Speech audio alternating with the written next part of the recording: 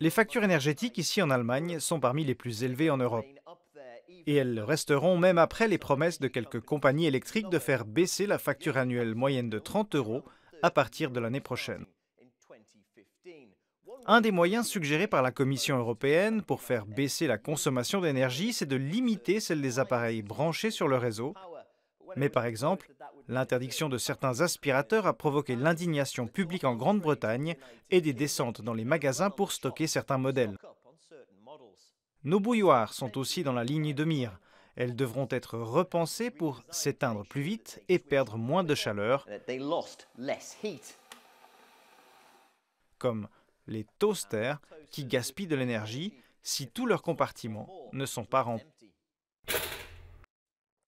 La dernière proposition limiterait la puissance électrique à disposition des télévisions grand écran, mais c'en est trop pour des acheteurs rencontrés devant l'un des plus grands magasins berlinois de fournitures électriques.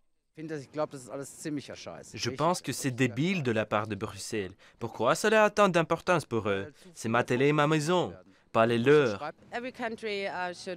Chaque pays devrait avoir le droit de choisir ce qui est bon ou pas, ce qu'il faut faire. Pensez-vous que Bruxelles devrait avoir le Non, droit? non. Ils sont stupides, nous pouvons nous faire notre propre opinion. Nous sommes humains, nous avons un cerveau, nous pouvons faire ce qu'on veut.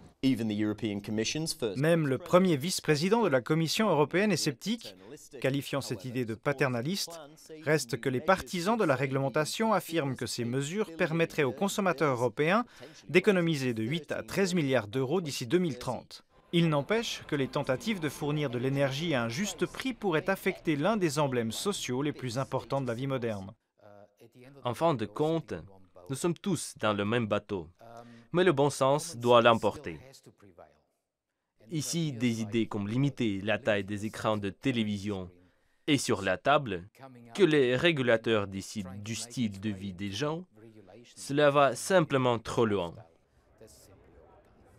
Ces nouvelles règles pourraient entrer en vigueur d'ici 2016 et les 65 millions de téléviseurs vendus chaque année dans l'Union européenne perdraient ainsi quelques centimètres. Peter Oliver, RT, Berlin.